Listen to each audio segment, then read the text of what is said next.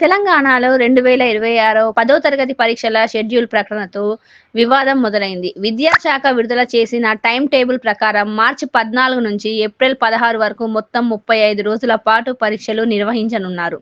గతంలో ఎక్కువగా 10 నుండి 15 రోజుల్లోనే పరీక్షలు పూర్తయ్యేవి. ఈసారి పేపర్ల మధ్య 4-5 రోజుల గ్యాప్ ఇవ్వడం వల్ల విద్యార్థులు నెల రోజుల పాటు ఒత్తిడిలో ఉండాల్సి వస్తుందని టీచర్లు, విద్యార్థి సంఘాలు ఆందోళన వ్యక్తం చేస్తున్నాయి. ఈ షెడ్యూల్ పై Telangana state united teachers federation (TSUTF) తీవ్ర అభ్యంతరం తెలిపింది. 7 పేపర్లను 35 రోజుల పాటు నిర్వహించడం సరికాదంది. ఆశాస్యంగా రూపొందించిన ఎస్ఎస్సి టైం టేబుల్ ని వెంటనే మార్చాలని డిమాండ్ చేసింది. వాస్తవానికి ఈ షెడ్యూల్లో అతిపెద్ద సమస్య ఏమిటంటే ఎక్కువ గ్యాపులు. గతంలో పేపర్ల మధ్య ఒక్క రోజు కూడా గ్యాప్ లేకపోతే విద్యార్థులు ఫిర్యాదు చేసేవారు. ఇప్పుడు 5-6 రోజులు గ్యాప్ ఇవ్వడం మరో రకమైన సమస్యగా మారింది.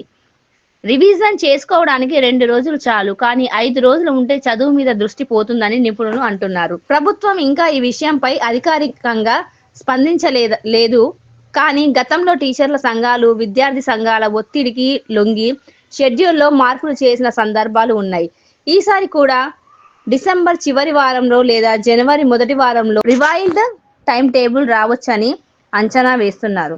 విద్యార్థులు మేలు కోసం 15 నుంచి 20 రోజుల్లో పరీక్షలు పూర్తి చేసేలా పేపర్ల మధ్య 1 లేదా 2 రోజుల గ్యాప్తో కొత్త షెడ్యూల్ రూపొందించాలని అందరూ కోరుతున్నారు.